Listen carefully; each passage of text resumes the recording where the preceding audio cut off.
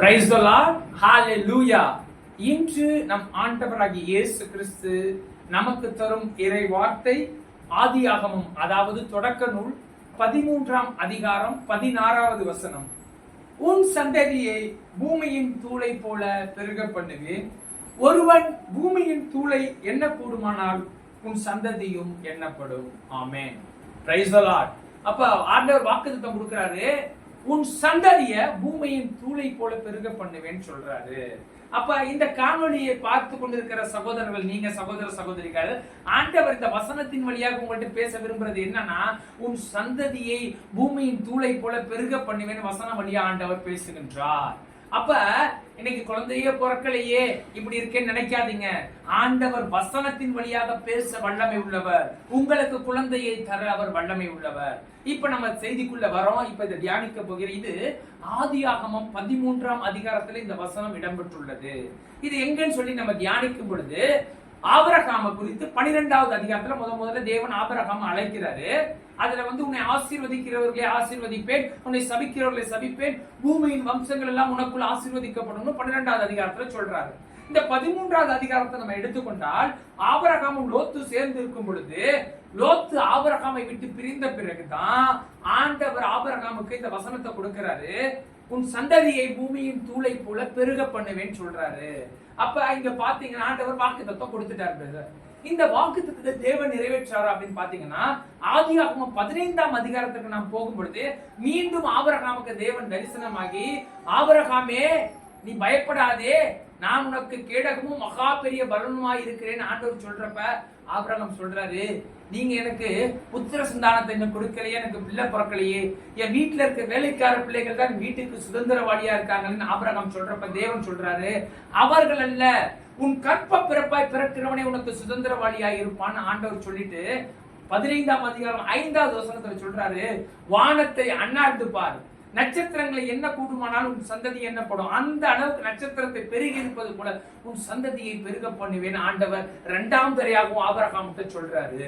அப்ப இத சொன்ன தேவன் எங்க அதை நிறைவேற்றுறான்னு பார்த்தா, ஆதியாகமம் 21ஆம் அதிகாரம் 2வது வசனத்திலே நாம் பார்க்கும் பொழுது, தகுந்த காலத்திலே அவள் ஒரு குமாரனை பெற்றால் அவருக்கு ஈசாக்கு என்று பெயர் வைக்கிறாங்க.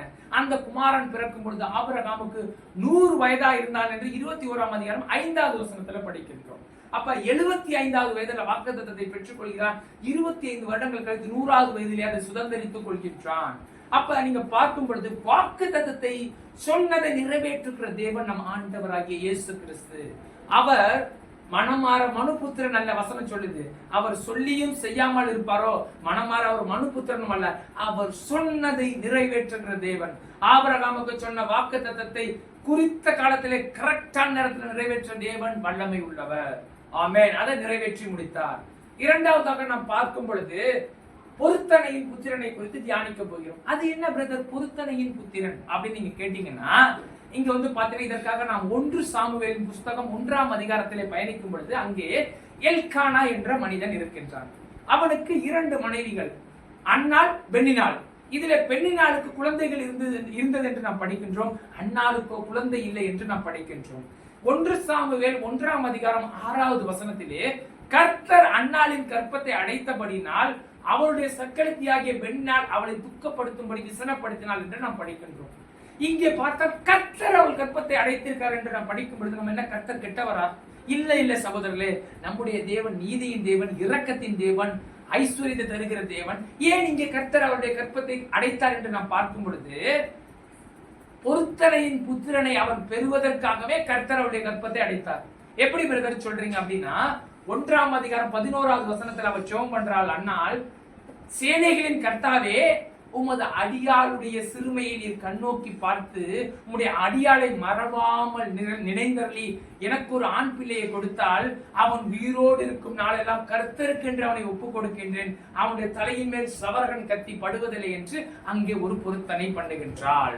இப்ப நீங்க பார்க்கலாம், அண்ணாளுக்கு திருமணமாகி 1 வருஷத்திலே 2வது வருஷத்திலே குழந்தை பிறந்தா அவள் பொருத்தனை செய்திருக்க மாட்டாள். சகோதர சகோதரிகளே, அவளுக்கு குழந்தை இல்லாமல் இருந்து அழுது தேவாலயத்தில் அவள் ஜெபம் பண்ணும்போது ஒரு பொருத்தனை பண்ணின பிறகுதான் அவளுக்கு சாமுவேல் பிறக்கின்றான்.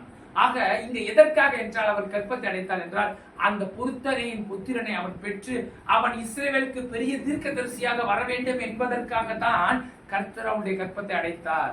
இதை நம்ம படிக்கும் பொழுது பாத்தீங்கன்னா 1ஆம் அதிகாரம் 20வது வசனத்துல அநேக நாட்களுக்கு பிறகு அவளுக்கு என்ன ஆச்சா, கர்ப்பவதியாகி ஒரு குமாரனை பெற்றான். கர்த்தரிடத்தில் நான் கேட்டேன், அவர் எனக்கு கொடுத்தார் என்று சொல்லி அவனுக்கு சாமுவேல் என்று பெயரிட்டாளாம். இதை 1ஆம் அதிகாரம் 20வது வசனத்தில் நம்ம படிக்கின்றோம். அப்ப பொருத்தனை நிறைவேற்றுகின்ற தேவன். எத்தனையோ நாள் கர்த்தர் ஆலயத்துக்கு வந்து அவள் ஜெபம் பண்ணப்ப கிடைக்கல, அவள் பொருத்தனை பண்ணி ஜெபம் பண்ணின பிறகு அவனுக்கு சாமுவேலை தேவன் கொடுக்க வல்லமை உள்ளவர். அங்கே ஆபிரகாமிடத்திலே வாக்குத்தத்தத்தை நிறைவேற்ற வல்லமை உள்ளவர். இங்கே அன்னாளிடத்திலே அவள் பொருத்தனை பண்ணின ஜெபத்தை நிறைவேற்ற நம்முடைய இயேசு கிறிஸ்து வல்லமை உள்ளவர் என்பதை குறித்து நாம் தியானிக்கின்றோம். மூன்றாவதாக நாம் பார்க்கும் பொழுது ரெபேக்காளை குறித்து தியானிக்க போகிறோம். ஈசாக்கு ரெபேக்காள். இதற்காக நாம் ஆதியாகமம் 25வது அதிகாரத்திற்கு பயணிக்கும் பொழுது அங்கே ஈசாக்கு ரெபேக்காளை திருமணம் செய்த பொழுது அவனுக்கு 40 வயதா இருந்தது என்று நாம் படிக்கின்றோம். 25ஆம் அதிகாரம் 20வது வசனத்திலே படிக்கின்றோம். 21வது வசனத்திலே படிக்கின்றோம் பாருங்கள். மலடியா இருந்த தன் மனைவிக்காக ஈசாக்கு ஜெபம் பண்ணினான். கர்த்தர் அவனுடைய வேண்டுதலை கேட்டு அவனுக்கு ஒரு கற்பத்தின் குழந்தையை கொடுத்தார் என்று நாம் படிக்கின்றோம். அப்ப அங்க பாத்தீங்கன்னா தன் மனைவிக்காக ஈசாக்கு ஜெபம் பண்ணினான். அப்ப ரெபேக்காளுடைய வீட்டிலே இரட்டை குழந்தைகள் பிறக்கின்றது. ஏசாவும் யாக்கோபும் பிறந்த பிறகு ஆதியாகமம் 25ஆம் அதிகாரம் 26வது வசனத்திலே அந்த குழந்தைகள் பிறந்த பொழுது ஈசாக்குக்கு 60 வயதா இருந்தது என்று நாம் படிக்கின்றோம். அப்ப திருமணமானப்ப 40 வயது, குழந்தை பிறக்கிறப்ப 60 வயது. அப்ப 20 வருடங்களாக மலடியா இருந்த தன் மனைவி ரெபேக்காளுக்காக அவன் ஜெபித்த பொழுது கர்த்தர் அவனுடைய ஜெபத்தை கேட்டார். அவர்களுக்கு ஒண்ணுக்கு இரட்டத்தனையாக 2 குழந்தைகளை கொடுக்கின்றார். சகோதர சகோதரிகளே, இந்த காணொளியை பார்த்து கொண்டிருக்கிற நீங்கள், உங்களுக்கு குழந்தை இல்லை என்றால் உங்கள் மனைவிக்காக நீங்கள் ஜெபம் பண்ணுங்கள் சகோதரர்களே. ஈசாக்கை போல நீங்கள் ஜெபிக்கும் பொழுது உங்களுக்கு ஒரு குழந்தைக்கு 2 குழந்தையாக அங்கே பிறக்கின்றது. 2 தரையான ஆசீர்வாதத்தை தேவன் அங்கே கொடுக்கின்றார்.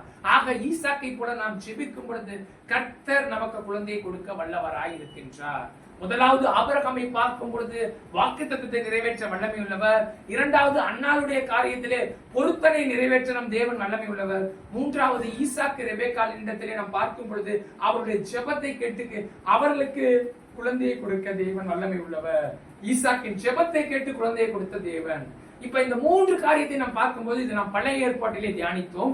இப்பொழுது புதிய ஏற்பாட்டிலே நாம் வரும் பொழுது லூக்கா சுவிசேஷம் 1ஆம் அதிகாரம் 5வது வசனத்தை நாம் படிக்கும் பொழுது யூதேயா தேசத்தின் ராஜாவாகிய அந்த ராஜாவுடைய காலத்திலே அபியா என்னும் பெயர் கொண்ட வகுப்பை சேர்ந்த ஆசாரியன், சகரியா என்ற பெயர் கொண்ட ஒரு ஆசாரியன் இருந்தார் என்று நாம் படிக்கின்றோம். அந்த ஆசாரியன் அவனுடைய மனைவி எலிசபெத். இவர்கள் எலிசபெத் மலடியா இருந்தால் என்று லூக்கா 1ஆம் அதிகாரம் 7வது வசனத்திலே நாம் படிக்கின்றோம். ஆக மலடியா இருந்திருக்கிறார். இருவரும் வயது சென்றவர்களா இருந்து ரொம்ப வயசானவங்களா இருக்காங்க. அப்ப இந்த சகரியா தேவாலயத்திலே தூபம் காட்டுவதற்கான சீட்டை பெற்றுக் கொண்டான் என்று நாம் படித்து பார்க்கிறோம். அந்த வசனத்திலே அவன் தேவாலயத்திலே தூபம் காட்டுவதற்கு சென்ற பொழுது கபிரியேல் தேவதூதன் அவனிடத்திலே வந்து லூக்கா 1ஆம் அதிகாரம் 11வது வசனத்திலே தரிசனமாகின்றான். 13லே சொல்லுகின்றார், சகரியாவே பயப்படாதே, உன் ஜெபம் கேட்கப்பட்டது. உன் மனைவியாகி எலிசபெத் ஒரு ஆண் மகனை உனக்காக பெறுவாள், அவனுக்கு யோவான் என்று பெயரிடுவாயாக என்று சொல்லப்பட்டிருக்கின்றது.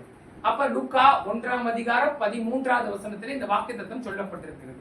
இது எங்கே நிறைவேறுகிறது என்று பார்த்தால் 1ஆம் அதிகாரம் 24வது வசனத்திலே நாம் பார்க்கும் பொழுது அநேக நாட்களுக்கு பிறகு அவள் கர்ப்பவதியாகி எலிசபெத் ஒரு குமாரனை பெறுகிறாள் என்று நாம் படிக்கின்றோம். அங்கே முக்கியமான காரியம், ஜனங்களுக்குள்ளே என் நிந்தையை நீக்கும்படி தேவன் எனக்கு குழந்தையை கொடுத்தார், என்னை கடாட்சித்தார் என்று எலிசபெத் அங்கே ஜெபம் பண்ணுகிறார். அப்ப ஜனங்களுக்குள்ளே நிந்தை, எலிசபெத்திற்கு குழந்தை இல்லை என்று ஜனங்களுக்குள்ளே இருந்த நிந்தையை கர்த்தர் அந்த நாளிலே மாற்றி அவளுக்கு கடாய்ச்சம் பண்ணி ஒரு ஆண் குழந்தையை கொடுத்தார் என்று நாம் படிக்கின்றோம். சகோதர சகோதரிகளே, இன்று இந்த காணொலியை பார்த்துக்கின்ற உங்களையும் ஜனங்களுக்குள்ளே நிந்தை, ஐயோ 5 வருஷம் ஆச்சு, 10 வருஷம் ஆச்சு, 12 வருஷம் ஆச்சு, குழந்தை இல்லைன்னு சொல்லி உங்களை நிந்திக்கிறாங்களா? ஜனங்களுக்குள்ளே உங்களுக்குள்ளே இருக்கிற நிந்தையை அன்று எலிசபெத்திடத்திலே ஜனங்களுக்குள்ளே இருந்த நிந்தையை கர்த்தர் நீக்கியது போல இன்று உங்களுடைய நிந்தையை நீக்க நம் கர்த்தர் வல்லமை உள்ளவராக இருக்கிறார். ஏனென்றால் எபிரேயர் 13:8 சொல்லுகின்றது, இயேசு கிறிஸ்து நேற்றும் இன்றும் என்றும் மாறாதவர். அன்னைக்கு செய்த தேவன் இன்னைக்கும் செய்ய வல்லமை உள்ளவராய் இருக்கிறார். அப்ப உங்களுக்கு இருக்கிற நிந்தையை நீக்க இயேசு வல்லமை உள்ளவர். சகோதர சகோதரிகளே, அப்ப 4 காரியங்களை பார்த்தோம். வாக்குத்தத்தத்தை நிறைவேற்ற வல்லமை உள்ளவர், இரண்டாவது பொருத்தனை நிறைவேற்ற வல்லமை உள்ளவர், மூன்றாவதாக ஜெபத்தின் வேண்டுதலை கேட்டு நிறைவேற்ற வல்லமை உள்ளவர், இறுதியாக ஜனங்களுக்குள்ளே நிந்தையை நீக்கி அவர்களுக்கு குழந்தையை கொடுக்க வல்லமை உள்ளவர் என்று 4 காரியத்தை நாம் பார்த்தோம். இப்பொழுது நாம் ஜெபிக்க போகிறோம். தேவனிடத்தில் ஜெபித்து, ஆண்டவரே, இந்த காணொலியை பார்த்துக் கொண்டு ஒவ்வொரு பிள்ளைகளுக்காக நாம் இப்பொழுது ஜெபிக்க போகிறோம். ஸ்தோத்திரம் தகப்பனே, துதிக்கிறோம் அப்பா, உம்மை ஸ்தோத்தரிக்கிறோம், துதிக்கிறோம் தகப்பனே. அப்பா, இந்த காணொலியை பார்த்து கொண்டிருக்கிற உங்களுடைய பிள்ளைகளுக்கு, குழந்தை இல்லாமல் இருக்கிற உங்களுடைய பிள்ளைகளை நீங்க ஆசீர்வதிங்க தகப்பனே. ஈசாக்கை ஜெபித்த பொழுது அவனுக்கு இரட்டை குழந்தையாக நீர் கொடுத்தது போல இந்த காணொலியை பார்த்துக் கொண்டிருக்கிற ஒவ்வொரு பிள்ளைகளையும் ஆசீர்வதித்து இரட்டத்தனையான பலனை நீர் தர வேண்டும் என்று இயேசுவின் நாமத்தில் ஜெபிக்கிறோம் அப்பா. நீரே நிறைவேற்ற வல்லமை உள்ளவர் என்று நாங்கள் விசுவாசிக்கிறோம். விசுவாசம் உள்ள ஜெபம் கேட்கப்படும் என்று நாங்கள் விசுவாசத்தோடு ஜெபிக்கிறோம் தகப்பனே. இயேசுவின் நாமத்தில் ஜெபிக்கிறோம் பிதாவே, ஆமென். இந்த காணொலியை பார்த்துக் கொண்டிருக்கிற நீங்கள் ப்ரோ செபாஸ்டின் அப்படிங்கிற யூடியூப் சேனலை சப்ஸ்கிரைப் செய்து பெல் பட்டனை கிளிக் பண்ணுமாறு இயேசுவின் நாமத்தில் கேட்டுக்கொள்கிறோம். Price the Lord. Hallelujah. Price the Lord.